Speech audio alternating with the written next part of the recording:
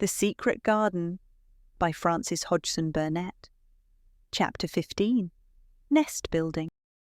After another week of rain, the high arch of blue sky appeared again, and the sun which poured down was quite hot. Though there had been no chance to see either the secret garden or Dickon, Mistress Mary had enjoyed herself very much. The week had not seemed long. She had spent hours of every day with Colin in his room, talking about Rajahs or gardens or Dickon and the cottage on the moor. They had looked at the splendid books and pictures, and sometimes Mary had read things to Colin, and sometimes he had read a little to her. When he was amused and interested, she thought he scarcely looked like an invalid at all, except that his face was so colourless, and he was always on the sofa. "You were a sly young one to listen and get out of your bed to go following things up like you did that night," Mrs. Medlock said once. "But there's no saying it's not been a sort of blessing to the lot of us. He's not had a tantrum or a whining fit since you made friends. The nurse was just going to give up the case because she was so sick of him, but she says she doesn't mind staying now you've gone on duty with her," laughing a little. In her talks with Colin, Mary had tried to be very cautious about the secret garden. There were certain things she wanted to find out from him, but she felt that she must find them out without asking him direct questions. In the first place, as she began to like to be with him, she wanted to discover whether he was the kind of boy you could tell a secret to. He was not in the least like Dickon, but he was evidently so pleased with the idea of a garden no one knew anything about, that she thought perhaps he could be trusted. She had not known him long enough to be sure. The second thing she wanted to find out was this: if he could be trusted, if he really could, wouldn't it be possible to take him to the garden without having anyone find it out? The Grand Doctor had said that he must have fresh air, and Colin had said that he would not mind fresh air in a secret garden. Perhaps if he had a great deal of fresh air, and knew Dickon and the robin, and saw things growing, he might not think so much about dying. Mary had seen herself in the glass sometimes lately, when she had realized that she looked quite a different creature from the child she had seen when she arrived from India. This child looked nicer. Even Martha had seen a change in her. "The air from the moor has done thee good already," she had said. "That not nigh so yellow, and that not nigh so scrawny. Even the hair doesn't slamp down on the head so flat. It's got some life in it, so as it sticks out a bit." "It's like me," said Mary. "It's growing stronger and fatter." "I'm sure there's more of it." "It looks it for sure," said Martha, ruffling it up a little round her face. "That not half so ugly when it's that way, and there's a bit o' red in the cheeks." If gardens and fresh air had been good for her, perhaps they would be good for Colin. But then, if he hated people to look at him, perhaps he would not like to see Dickon. "Why does it make you angry when you are looked at?" she inquired one day. "I always hated it," he answered, "even when I was very little. Then when they took me to the seaside, and I used to lie in my carriage, everybody used to stare, and ladies would stop and talk to my nurse, and then they would begin to whisper, and I knew then they were saying I shouldn't live to grow up. Then sometimes the ladies would pat my cheeks and say, 'Poor child.' Once when a lady did that, I screamed out loud and bit her hand. She was so frightened she ran away." "She thought you had gone mad like a dog," said Mary, not at all admiringly. "I don't care what she thought," said Colin, frowning. "I wonder why you didn't scream and bite me when I came into your room," said Mary. Then she began to smile slowly. "I thought you were a ghost or a dream," he said. "You can't bite a ghost or a dream, and if you scream they don't care." "Would you hate it if a boy looked at you?" Mary asked uncertainly. He lay back on his cushion and paused thoughtfully. "There's one boy," he said quite slowly, as if he were thinking over every word. "There's one boy I believe I shouldn't mind. It's that boy who knows where the foxes live. Dickon. "I'm sure you wouldn't mind him," said Mary. "The birds don't, and other animals," he said, still thinking it over. "Perhaps that's why I shouldn't. He's a sort of animal charmer, and I am a boy animal." Then he laughed, and she laughed too. In fact, it ended in their both laughing a great deal, and finding the idea of a boy animal hiding in his hole very funny indeed. What Mary felt afterward was that she need not fear about Dickon. On that first morning, when the sky was blue again, Mary wakened very early. The sun was pouring in slanting rays through the blinds, and there was something so joyous in the sight of it that she jumped out of bed and ran to the window. She drew up the blinds and opened the window itself, and a great waft of fresh scented air blew in upon her. The moor was blue, and the whole world looked as if something magic had happened to it. There were tender little fluting sounds here and there, and everywhere, as if scores of birds were beginning to tune up for a concert. Mary put her hand out of the window and held it in the sun. "It's warm, warm," she said. "It will make the green points push up and up and up, and it will make the bulbs and roots work and struggle with all their might under the earth." She kneeled down and leaned out of the window as far as she could, breathing big breaths and sniffing the air until she laughed, because she remembered what Dickon's mother had said about the end of his nose quivering like a rabbit's. "It must be very early," she said. "The little clouds are all pink, and I've never seen the sky look like this. No one is up. I don't even hear the stable boys." A sudden thought made her scramble to her feet. "I can't wait. I'm going to see the garden." She had learned to dress herself by this time, and she put on her clothes in 5 minutes. She knew a small side door which she could unbolt herself, and she flew downstairs in her stocking feet and put on her shoes in the hall. She unchained and unbolted and unlocked, and when the door was open, she sprang across the step with one bound, and there she was standing on the grass, which seemed to have turned green, and with the sun pouring down on her, and warm sweet wafts about her, and the fluting and twittering and singing coming from every bush and tree. She clasped her hands for pure joy and looked up in the sky, and it was so blue and pink and pearly and white and flooded with springtime light that she felt as if she must flute and sing aloud herself, and knew that thrushes and robins and skylarks could not possibly help it. She ran around the shrubs and paths towards the secret garden. "It is all different already," she said. "The grass is greener, and things are sticking up everywhere, and things are uncurling, and green buds of leaves are showing. This afternoon I am sure Dickon will come." The long warm rain had done strange things to the herbaceous beds which bordered the walk by the lower wall. There were things sprouting and pushing out from the roots of clumps of plants, and there were actually, here and there, glimpses of royal purple and yellow, unfurling among the stems of crocuses. 6 months before, Mistress Mary would not have seen how the world was waking up.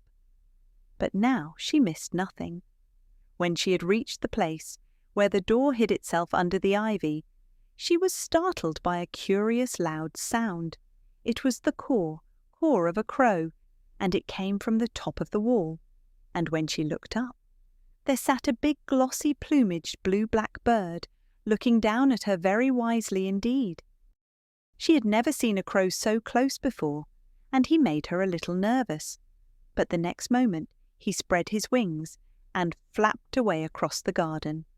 She hoped he was not going to stay inside, and she pushed the door open, wondering if he would.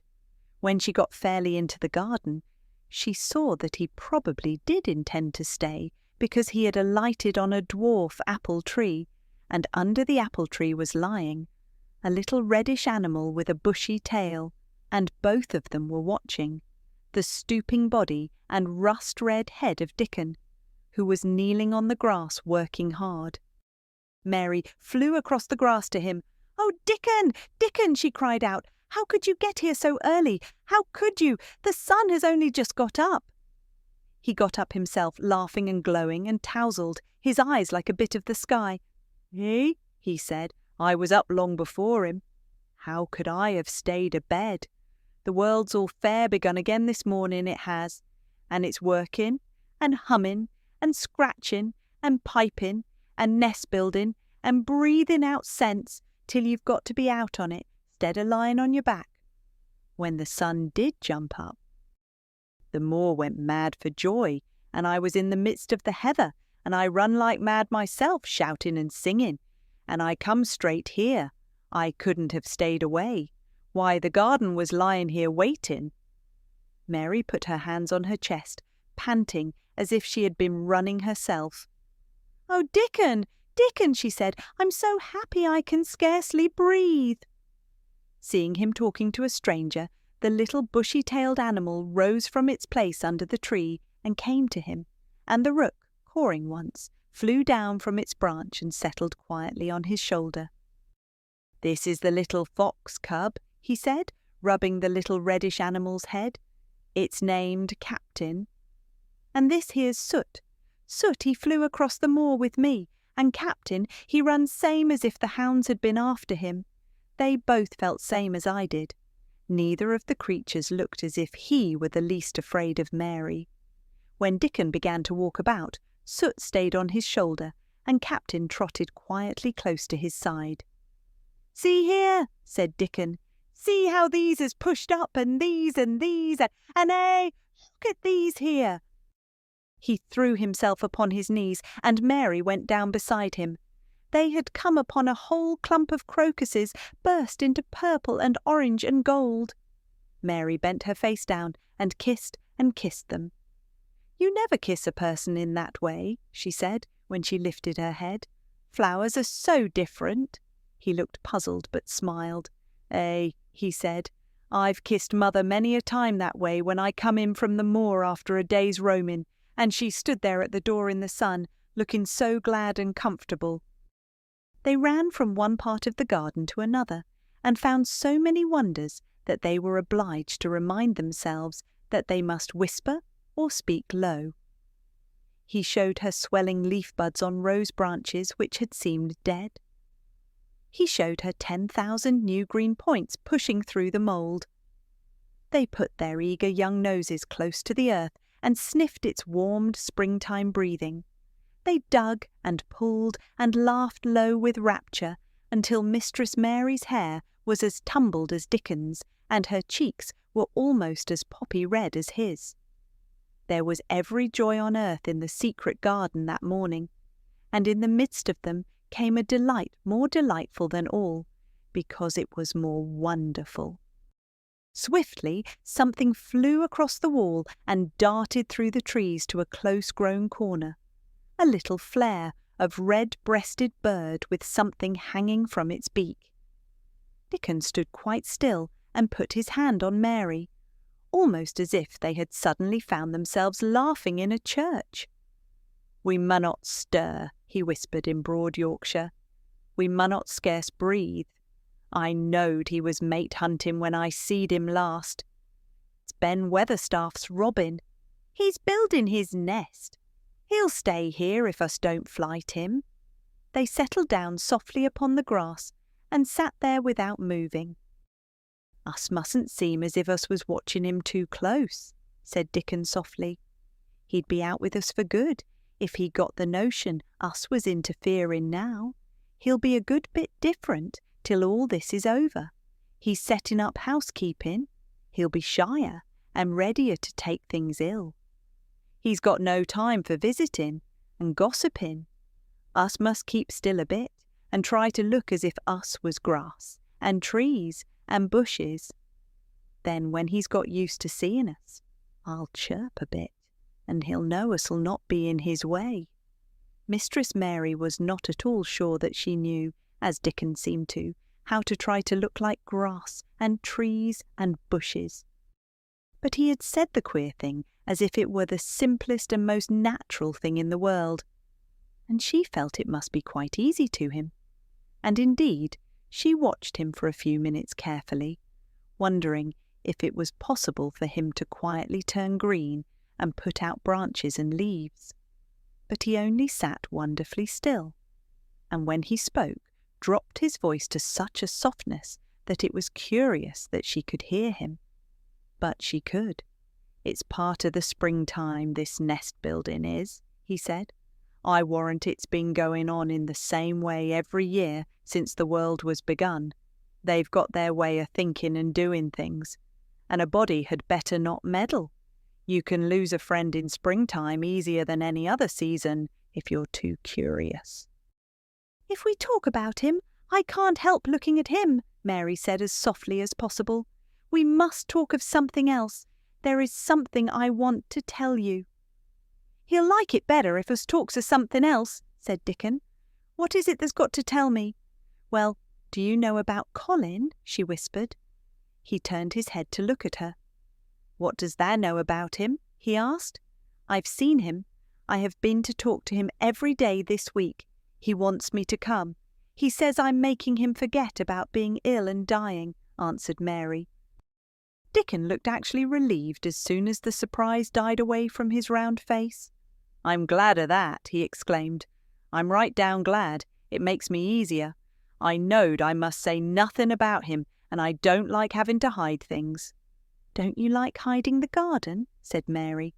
"I'll never tell about it," he answered. "But I says to Mother, 'Mother,' I says, 'I got a secret to keep. It's not a bad 'un, thou knows that. It's no worse than hiding where a bird's nest is. Thou doesn't mind it, does thou?'" Mary always wanted to hear about Mother. "What did she say?" she asked, not at all afraid to hear. Dickon grinned sweet-temperedly. "It was just like her, what she said," he answered. "She give my head a bit of a rub and laughed, and she says, 'Eh, lad, thou can have all the secrets thou likes. I've knowed thee 12 year.'" "How did you know about Colin?" asked Mary. "Everybody as knowed about Mester Craven knowed there was a little lad as was like to be a cripple, and they knowed Mester Craven didn't like him to be talked about. Folks is sorry for Mester Craven because Mrs. Craven was such a pretty young lady, and they was so fond of each other. Mrs. Medlock stops in our cottage whenever she goes to Thwaite, and she doesn't mind talking to Mother before us children, because she knows us has been brought up to be trusty." "How did that find out about him?" "Martha was in fine trouble the last time she came home. She said they'd heard him fretting, and thou was asking questions, and she didn't know what to say." Mary told him her story about the midnight wuthering of the wind which had wakened her, and about the faint far-off sounds of the complaining voice which had led her down the dark corridors with her candle, and had ended with her opening of the door of the dimly lighted room with the carven four-posted bed in the corner. When she described the small ivory-white face and the strange black-rimmed eyes, Dickon shook his head. "Them's just like his mother's eyes, only hers was always laughing, they say," he said. "They say as Mr. Craven can't bear to see him when he's awake, and it's because his eyes is so like his mother's, and yet looks so different in his miserable bit of a face." "Do you think he wants to die?" whispered Mary. "No, but he wishes he'd never been born." "Mother, she says that's the worst thing on earth for a child.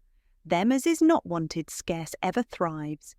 Mester Craven, he'd buy anything as money could buy for the poor lad, but he'd like to forget as he's on earth. For one thing, he's afraid he'll look at him some day and find he's growed hunchback." "Colin's so afraid of it himself that he won't sit up," said Mary. "He says he's always thinking that, if he should feel a lump coming, he should go crazy and scream himself to death." "Eh, he oughtn't to lie there, thinking things like that," said Dickon gently. "No lad could get well as thought them sort of things." The fox was lying on the grass close by him, looking up to ask for a pat now and then, and Dickon bent down and rubbed his neck softly and thought a few minutes in silence. Presently he lifted his head and looked round the garden. "When first we got in here," he said, "it seemed like everything was grey. Look round now and tell me if that doesn't see a difference." Mary looked and caught her breath a little. "Why," she cried softly, "the grey wall is changing. It is as if a green mist were creeping over it. It's almost like a green gauze veil." "Aye," said Dickon, "and it'll be greener and greener till the grey's all gone. Can that guess what I was thinking?" "I know it was something nice," said Mary eagerly. "I believe it was something about Colin. I was thinking that if he was out here, he wouldn't be watching for lumps to grow on his back. He'd be watching for buds to break on the rose bushes, and he'd likely be healthier," explained Dickon. "I was wondering if us could ever get him in the humour to come out here and lie under the trees in his carriage." "I've been wondering that myself. I've thought of it almost every time I've talked to him," said Mary. "I've wondered if he could keep a secret, and I've wondered if we could bring him here without anyone seeing us. I thought perhaps you could push his carriage. The doctor said he must have fresh air, and if he wants us to take him out, no one dare disobey him. He won't go out for other people, and perhaps they will be glad if he will go out with us. He could order the gardeners to keep away so they wouldn't find out." Dickon was thinking very hard as he scratched Captain's back. "It'd be good for him, I'll warrant," he said. "Us not be thinking he'd better never been born. Us be just two children watching a garden grow, and he'd be another. Two lads and a little lass just looking on at the springtime. I warrant it'd be better than doctor's stuff. He's been lying in his room so long, and he's always been so afraid of his back, that it has made him queer," said Mary. "He knows a good many things out of books, but he doesn't know anything else. He says he has been too ill to notice things, and he hates going out of doors, and hates gardens and gardeners. But he likes to hear about this garden because it is a secret. I daren't tell him much, but he said he wanted to see it." "Us'll have him out here sometime for sure," said Dickon. "I could push his carriage well enough. Has thou noticed how the robin and his mate has been working while we've been sitting here? Look at him perched on that branch, wondering where it'd be best to put that twig he's got in his beak." He made one of his low whistling calls, and the robin turned his head and looked at him inquiringly, still holding his twig. Dickon spoke to him as Ben Weatherstaff did, but Dickon's tone was one of friendly advice. "Where's ever that puts it," he said, "it'll be all right. Thou knew how to build thy nest before that came out of the egg. Get on with thee, lad. Thou'st got no time to lose." "Oh, I do like to hear you talk to him," Mary said, laughing delightedly. Ben Weatherstaff scolds him and makes fun of him, and he hops about and looks as if he understood every word, and I know he likes it. Ben Weatherstaff says he is so conceited he would rather have stones thrown at him than not be noticed. Dickon laughed too, and went on talking. "Thou knows us won't trouble thee," he said to the robin. "Us is near being wild things ourselves. Us is nest building too, bless thee. Look out thou doesn't tell on us."